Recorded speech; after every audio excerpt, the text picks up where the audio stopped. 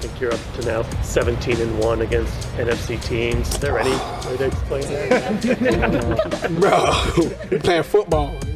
It's not about NFC or AFC. I'm trying to win regardless. I don't even want to put that in my head or let you finish that question. We good. We good. Lamar Jackson did not want to hear any of it about that 14-1 record he has against NFC teams. Doesn't want to be thinking about that. Just wants to be thinking about going out and playing the best football possible. And it will take some good football on Sunday because the Seahawks come to town. But the last time we saw a 5-win team roll into Baltimore a couple of weeks ago, it did not go well for the Detroit Lions. Will it go well for the Seahawks against a Ravens team, Charean, that seems to really be finding its groove, its identity? The Bills are looking for an identity. The Ravens have found one, and they are perfecting it. They sure are, Mike. Trivia question for you, though. 17-1 against the NFC. Do you know who the one loss was against?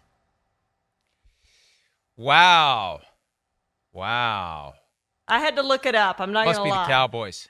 Is it the Cowboys? It was actually the Giants last year. I think it was 24-20. The Giants won, and they've lost two other times. They're 17-3 as a team against the NFC since the 2019 season. The other two losses were to Carolina and to New Orleans were the other two losses that the Ravens had. They're just really good against the NFC, kind of like they're really good in the preseason. They finally had that streak get over. They're really good against the NFC for whatever reason, but we know they're really good at home. They showed that again against the Lions, which is just a beatdown. But as I pick the Seahawks to cover here, I do think the Seahawks make this a close game because I like what they can do. They can run the football, and they've added Leonard Williams. I think they be able to stop the run. So I like this matchup with the Seahawks. Don't know if they can win it, but I do like that it's going to be a close game. The Seahawks expect new defensive lineman Leonard Williams to be on the field. They got him for a second-round pick in 2024 and a fifth-round pick in 25. Giants paying a lot of his salary, though, so it wasn't just the picks for the player. You get some cash transfer, some cap transfer, and you get some trade value that way. Here's Pete Carroll from earlier this week talking about the challenge of facing one of the top defenses in the NFL for the second week in a row. It was Cleveland last week. It's Baltimore this week. Here it is. You guys go from facing the top-ranked defense in the league to the second-best defense in the league. I mean, how big are these tests? What a break. Yeah, I know. Right? How big are these tests early in the season as far as going forward for this offense and being able? I mean, you hear me say it. I think this is amazing for us at this time of the year to have these challenges. This is a great challenge, and whether we're playing here or there, it doesn't matter. This is the kind of games that we have to have in your schedule to build yourself up so that you get stronger, you get smarter, you learn from them, and so this feels like a championship game again. Division leader and the whole thing. So it's really exciting for us. And the Seahawks are one of these teams that is kind of knocking on the door of the upper room of the NFL right now. They're 5-2. Yeah. But do we really think that they're capable of beating the best of the best? We find out on Sunday. And then we find out starting Thanksgiving night when they go 49ers, Cowboys, 49ers, Eagles. We're going to learn a lot about the Seahawks soon. Are they truly in position to be one of the elite teams in the NFL, or are they not? And if they can just go to Baltimore, Charean, and not get blown out the way the Lions did, that's going to be a little bit of an eye-opener as to what the Seahawks could be. If they could win that game, then all of a sudden, 6-2, the 49ers sitting at home on their bye week watching this all unfold, they got to be thinking, oh, my God, we got to play this team twice? How are we going to win this division if this team can go into Baltimore and win? So I still think the Ravens pull it off. I think the Ravens are playing better right now, and I think it's too much to ask for the Seahawks. I just think they are one cut below, but if they want to prove to us that they're not, this is a chance to do it. Absolutely, and I love Pete Carroll getting up there and saying what Nick Sirianni and Mike McCarthy and the Cowboys and Eagles aren't saying.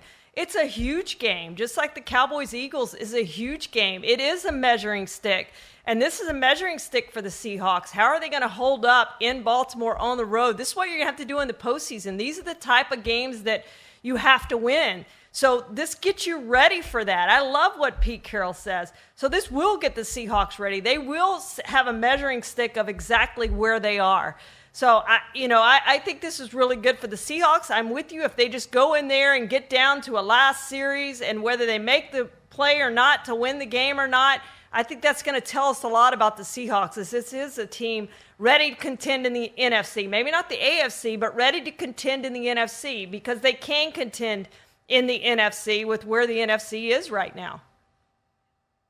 Here's a few reasons why it's not going to be easy for the Seahawks on Sunday. The Ravens have an NFL-high 31 sacks.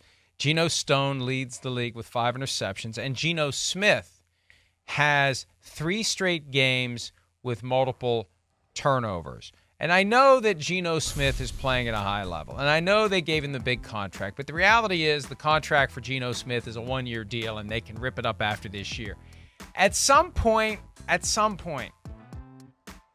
they need to have the conversation internally about giving Drew Lock a try if Geno Smith can't protect the football. We know how important it is for the Seahawks to protect the football. That's part of their formula. I keep talking about the Bills. They don't have an identity. We've known the Seahawks' identity for 12 years. It's defense, and it's take care of the football on offense. And if you're turning the ball over as the quarterback, you're not going to be the quarterback for very long. That's just the way it works. There's ultimate competition and accountability with the Seattle Seahawks. So that's why this is such a big test for the team and for Geno Smith. He can't go in there and have 3 interceptions and lose 33-10. He can't have that, because at some point, especially as they get closer and closer to 49ers, Cowboys, 49ers, Eagles, at some point you're going to have whispers, you're going to have shouts for Drew Lock. If they continue, it's not they continue to lose, but they start losing games because Geno Smith isn't taking care of the football. That's an important factor for him and for the Seahawks offense. It's a huge game for Geno Smith, and he does need to play well. He does need to protect the football. They do need to run the ball well, and I think they will be able to run the ball. If they are able to run the ball, then with Ken Walker and the other guys they have there, then I think they have a better chance to win this game. But yes, there's no question. This is a huge game for Geno to go in there and play really well. Win or lose, to play well, because those calls are going to start coming to play Drew Lock, to find a new quarterback after this season if he can't get it done for us, because we have the team. We just need the quarterback to get this done. Hi, it's Mike Florio. Thanks for watching PFT on YouTube. Hit subscribe for the latest news and analysis from Pro Football Talk.